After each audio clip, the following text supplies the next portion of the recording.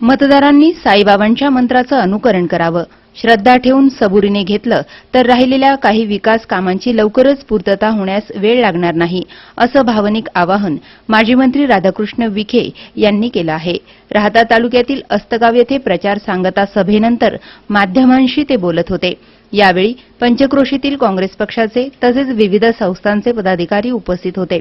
शिर्डी विधानसभा मतदारसंघात तिरंगी चौरंगी लढत असली तरी सेना भाजपनं जनतेचा विश्वासघात केल्याची टीका यावेळी विखे यांनी केली आहे.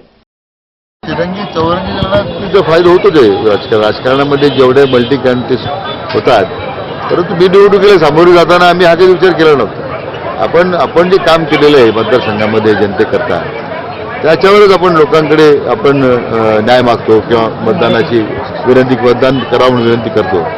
त्यामुळे कामावर श्रद्धा आहे माझी आणि मतदारांची माझ्याबद्दलचा विश्वास आहे. म्हणून तर 6 वेळा मी या निवडणुकीत आज सामोरे चाललेलो आहे. जिल्ह्यात काय परिस्थिती असेल काँग्रेस? नगर जिल्ह्यामध्ये काँग्रेसचे 4 ते 5 आमदार निवडून येतील असा प्राथमिक अंदाज देखील विखेंनी यावेळी वर्तवला. काँग्रेसची तशी मला वाटतं थोडंसं 4 एक जागा काँग्रेस येतील असं आता प्राथमिक अंदाज आहे. 4-5 जागेत आले पाहिजेत. साधारण आमचा प्राथमिक अंदाज 5 जागेचा आहे.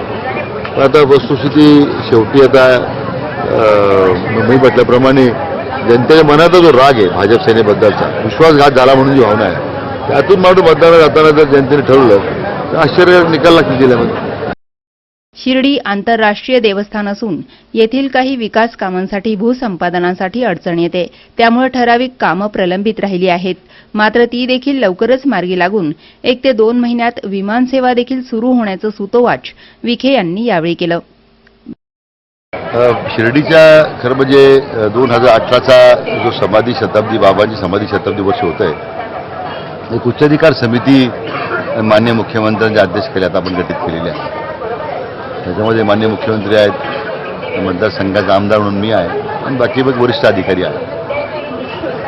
पण तत्पूर्वी आपणच आपल्या स्तरावर सगळ्या विभागाचं एकत्रीकरण करून 1100 कोटी रुपयाचा आराखडा आपण ऑक्टोबर 2013ला सादर केलेला आहे. माननीय मुख्यमंत्र्यांनी त्याच्यामध्ये आता संबंधित विभागाला तो सर्क्युलेट केलेला आहे. कारण गुरुदगड्डीचा जो कार्यक्रम झाला नांदेडला, त्यावेळी भारत सरकारने 2000 कोटी रुपये त्या कार्यक्रमाला दिले होते. त्याच धर्तीवर आज आपला हा समाधी शताब्दी वर्ष आपण साजरी करताना तो निधी आज केंद्र सरकारकडे आपण मागणार आहोत आणि राज्य सरकारच्या स्तरावरून तो प्रस्ताव जाईल. कारण शिर्डीमध्ये तर खरं आज सगळ्यात मोठी अडचण जागेची आहे. बहुतांशी जागा सगळ्या खाजगी असल्यामुळे कोणतंही विकासात्मक काम करायचं असेल तर जागा भूसंपादित करावं लागते. रस्ते करायचे असेल तरी जागा भूसंपादित करावं लागते. सुदैवानं शेती महामंडळाच्या जागा आता खंडकरी शेतकऱ्यांना परत देण्याचा निर्णय होऊन बहुतांशी जमिनीचं वाटप सुरू झालेलं आहे.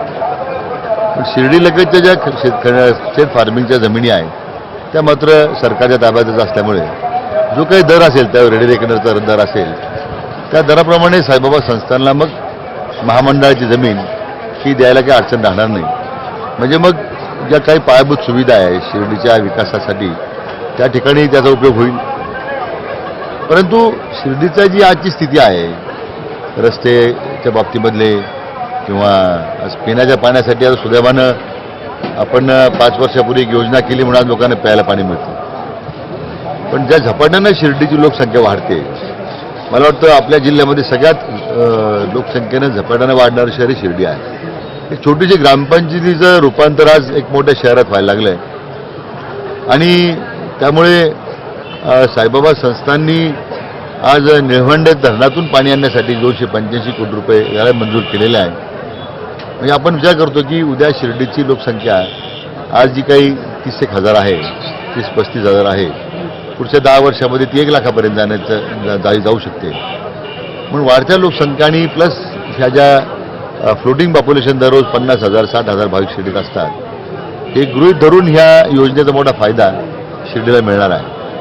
मला वाटतं 1-2 वर्षामध्ये त्या योजनेचं काम आपल्याला युद्ध पातळी पूर्ण करावं लागेल. मी साईबाबा संस्थान विश्वस्त व्यवस्थेला विनंती केलेली आहे की आपण टाटा L&T मोठ्या कंपन्या आपण काम दिलं म्हणजे लवकर होईल. नाही तर आज MGPचा अनुभव फार चांगला नाही आहे.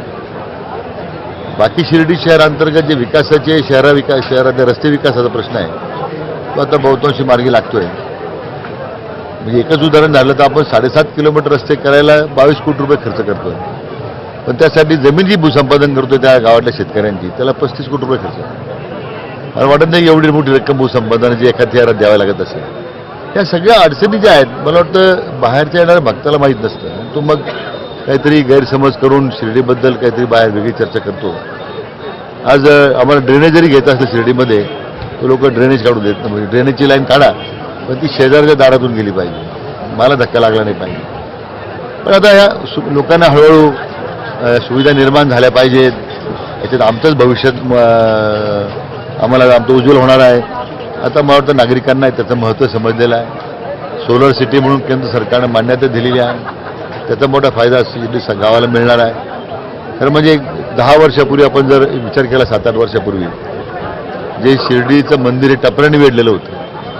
माणसाला चालता येत नव्हतं. आज भाविकांची जी संख्या वाढलेली आहे ही लक्षात घेता त्यावेळेच्या स्थिती जर आज शिर्डीत असती तर काय झालं असतं हा खरं म्हणजे प्रत्येक शिर्डीकरांनी विचार केला पाहिजे.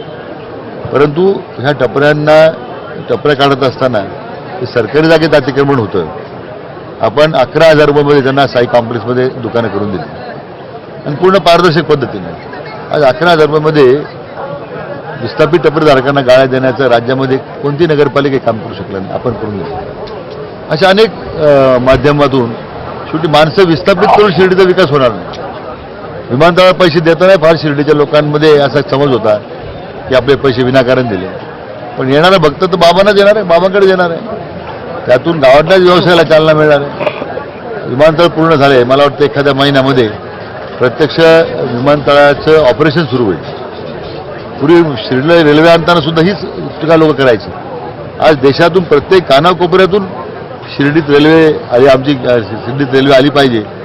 काश्मीर ते कन्याकुमारीपर्यंत लोकांची मागणी. वाढणाऱ्या ह्या भक्तांच्या संख्येचा परिणाम गावातला रोजगार वाढण्यामध्ये होणार आहे.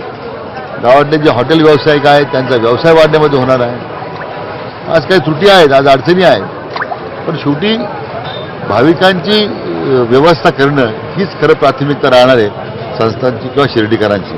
आणि त्याच्यावर आज शिर्डीचं अर्थकारण अवलंबून आहे. या दृष्टीने आम्ही जे पावलं उचललेली आहेत मला असं वाटतं की एक कालबद्ध कार्यक्रम हातात घेतलेला आहे. पण परंतु प्रत्यक्ष रूपाने ही कामं वस्तू रूपाने पुढे यायला काही वेळ लागेल. पण आता बाबांनी जे आम्हाला सांगितलेलं आहे जो मंत्र दिलेला आहे श्रद्धा आणि सबुरीचा तोच मला वाटतं आमच्या शिर्डीच्या नागरिकांनी मनात ठेवला पाहिजे. श्रद्धा ठेवा, सबुरीनं घ्या. आपल्या मनातली शिर्डी जी आहे ही निश्चितपणे रूपाला येईल. सी मूव्हीज अँड न्यूजसाठी गोरक्ष मदने, शिर्डी.